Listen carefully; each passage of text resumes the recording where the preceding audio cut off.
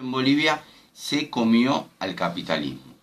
La cosa es más o menos así. Póngale año 80, plena crisis neoliberal con la vuelta de Víctor Paz Estenssoro al gobierno, lo que se llamó el consenso de Washington, y lo que dice Naomi Klein, que es la primera aplicación de la economía neoliberal después de la dictadura de Pinochet.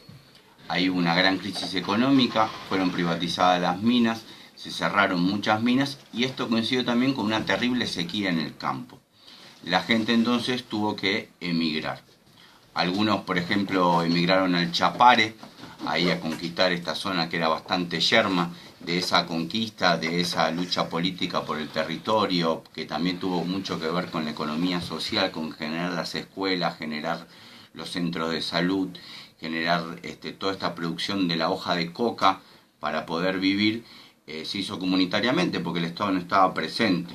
Otros fueron al exterior, acá en la Argentina, por ejemplo, a Brasil, España, y algunos se fueron a las ciudades, y aquellos que estaban en las ciudades y estaban cerca de sus pueblos continuaron con una tradición milenaria que era la del comercio hormiga, ¿no? Que eran en textiles, en verdura, pero de alguna manera también insertos en esta modernidad, los papachos bolivianos empezaron, por ejemplo, a contrabandear celulares o televisores o computadoras. Se iban en colectivo hasta Iquique, ahí en Chile, al Puerto Libre, compraban una computadorita, dormían a la noche en el colectivo, se volvían a Oruro, de ahí iban a La Paz, lo vendían en un mercado, se empezaron a armar los mercados, eso fue creciendo y todo siempre basado en esta cuestión que decíamos de la cacería, de que las relaciones humanas son muy importantes, de que siempre le compraban al mismo importador chino. Y además todos estos negocios que ellos generaban, cuando veía que había un poco más de platita, no es que hacían una cuestión piramidal como el capitalismo, sino que ellos son de hacer lo que se llama la adversión al riesgo, de poner muchos huevos en diferentes canastas. Entonces, si a vos te iba muy bien vendiendo computadora, en vez de poner un local más grande, el papacho llamaba a un primo, le prestaba la plata y ponía un negocio de electrodoméstico. Y así fue creciendo el comercio popular aymara en la ciudad de La Paz, hasta que en momentos actuales, cuando llega el Evo Morales, cuando se da todo este boom de retroalimentación de la economía popular, cuando se recupera todo lo que es la extracción de hidrocarburos, cuando se empieza a redistribuir el ingreso, las grandes empresas multinacionales que nunca habían visto un mercado en Bolivia, porque era un país pobre que no consumía, llegan. ¿Y con qué se encuentran? Con que ese negocio ilegal, informal, de contrabando, ya lo ejercían los propios pobladores del país. Entonces, por contar una de estas tantas anécdotas que me cuenta mi amigo Nico Tassi, italiano y antropólogo ahí de La Paz, fueron ahí a las periferias de La Paz, ¿no? Ahí donde se vende la computadora, ¿no? Y bueno, entraron al negocio y le dijeron, papacho, mire, nosotros venimos de Sony, queremos ofrecerle un contrato de exclusividad por $10.000 por año para que solo venda Sony. Como son los papachos bolivianos, según ha estado allá, le dijeron, sí, bueno, sí, gringo nomás, sí, dale nomás. Viene con tonada y todo en la columna. Claro, ahí viene con una actuación, no sé, después me dirá Chechenia que tal viene la actuación. Estuvo bastante bien. A los 15 días obviamente vino Toshiba también, con la misma propuesta, contrato de exclusividad por $10.000, o 9.000 o 11.000. Los papachos le dijeron sí. Al día de hoy, en esos lugares, en la calle Uyustus, que es donde se compra la informática, donde hasta el más rico de los bolivianos va a comprar el Uyustus y le compra una mamita boliviana, un papacho boliviano, a estos indios de mierda, le tienen que comprar porque son los únicos que venden más o menos barato. Cuando viene el representante de Sony, los papachos ponen el cartel de Sony. Cuando viene el representante de Toshiba, ponen el cartel de Toshiba. Cuando viene el representante de Banjo, ponen el cartel de Banjo. Y así con muchas cuestiones. Por ejemplo, otra vez contamos también esta anécdota de la vez que se quiso hacer electrónico el voto en Bolivia en el año 2009 y no podían conseguir generadores eléctricos y finalmente la gente de la Comisión Nacional Electoral consiguió 250 generadores eléctricos en el local de una mamita boliviana en la Feria del Alto, que consiguió lo que no le podían conseguir los importadores y contamos que esto era gracias a estas relaciones de cacería, estas relaciones humanas que tienen los bolivianos hoy con China, que son muy intrincadas. Los jóvenes en Bolivia están aprendiendo chino y muchos chinos están aprendiendo aymara también. Y hoy en las fiestas de gran poder se pueden ver simbologías chinas porque hay mucha relación y la fiesta tiene que ver mucho con lo comercial. Entonces esta mamita en esta relación con Wang Changkei o quien fuera en China había podido pedirle el favor que le mande por una vez 250 generadores. O como también, por ejemplo, se aplicó todo el tema de microcréditos de Muhammad Yunus en India y la gente empezó a ver que estos campesinos bolivianos tenían un alto poder de devolver los préstamos. Entonces empezaron a dar préstamos cada vez más grandes. Y en un momento cuando todos estos comercios mal empezaron a crecer mucho, los grandes bancos internacionales se vieron muy interesados en poder prestarle plata a estos indios ignorantes, terroristas y narcotraficantes, como todos sabemos que son. Se vieron con un problema, que los bolivianos, los aymara, solo prestan dinero de palabra, ellos no te firman nada. Y entonces dijeron, no, pero miren, las convenciones internacionales, según el consenso de Washington, no sé qué, de Ginebra, te tiene que firmar. Ah, entonces no se preocupe, le presto a mi primo, que me preste igual. Y hoy en día, los grandes bancos internacionales, en todo lo que es la ciudad del Alto, prestan dinero de palabra. Entonces esto es como una muestra de cómo esta economía popular, de esta comunidad comunitaria que tiene que ver con los lazos humanos, que tiene que ver con las externalidades, puede ser mucho más fuerte que el propio capitalismo, a veces, ¿por qué no?, con sus contradicciones, con sus disidencias, con sus deserciones.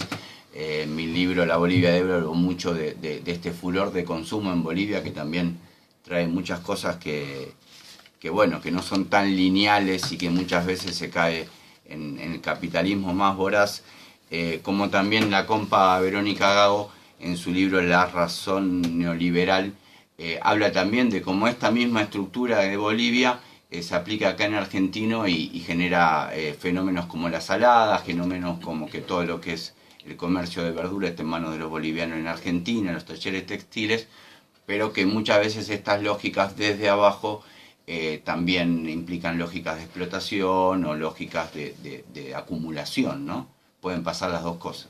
Claro, yo justamente, Tomás Astelarra, te quería preguntar, a ver si percibías algo, no lo tengo muy pensado, así que lo tiro muy al pasar, pero a ver si vos percibís por lo menos algo parecido, o si podés convidarnos a alguna reflexión, si lo tenés un poco más pensado, que muchas veces lo que se ve es que experiencias así de economía popular, que sean como más alternativas a las lógicas que impone el capital, suelen ser bastante reducidas en su cantidad de personas que quizás le integran, y uno ve que hay como otras economías que quizás son más informales, que a uno le cuesta más clasificar y que uno ve que son mucho más masivas. ¿Es posible que suceda algo de esto, de que cuando las experiencias de economía popular están más ligadas a lógicas que se enlazan con las del capital son más masivas y las otras que son economías más de resistencia quizás tienen menos cantidad de personas participando? Porque digo, uno lo ve en las saladas como el ejemplo más extremo por su masividad, bueno, está en Buenos Aires, pero uno lo puede ver dando vueltas acá en Córdoba. Por ejemplo, cuando ve algunas ferias de gente que tiene sus libros, su producción de miel, ¿no?, de ropa, de cosas así en el marco de una cooperativa, un proyecto colectivo autogestivo, suelen ser ferias bastante chicas y uno va quizás por Villa Libertador, pasa por la ruta y ve al borde, a la vera del camino, una feria gigante, ¿no? Entonces, ¿cómo funciona quizás ese vínculo? Porque a veces se le dice a todo eso economía popular. Claro. No sé, ¿cómo lo ves vos? ¿Todo eso es realmente economía popular? Un poco lo que dice Verónica en su libro, ¿no? También otra gran virtud, por ejemplo, de lo que es la economía popular boliviana es la austeridad, ¿no? Y entrando en esto que yo siempre insisto, de esta ecuación que a veces no se ve, y es que justamente todo este extractivismo, todo este sistema de explotación y muerte que estamos viendo y que tratamos de combatir, está directamente ligado con el consumo, ¿no? Entonces también muchas veces estos proyectos de economía social tienen que ver con esta austeridad y tienen que ver que obviamente si vos te dedicás a la economía popular no vas a poder entrar en niveles muy altos de consumo, ¿no? Y entonces muchas veces esta economía informal que vos decís, los manteros, los que revenden cosas en la calle, los talleres textiles que muchas veces están en manos de bolivianos, o la gente de la salada, se pierde esta externalidad, esta conciencia de que la economía también tiene que ver con la humanidad, con lo social, con el respeto de la madre tierra, y cuando solo está uno detrás del afán monetario, no digamos económico, diferenciemos lo económico de lo monetario, cuando lo que se busca es un mayor nivel de ingreso, un mayor nivel de consumo, instalarse en este modelo de humanidad capitalista, ahí se pierden estas raíces de lo comunitario.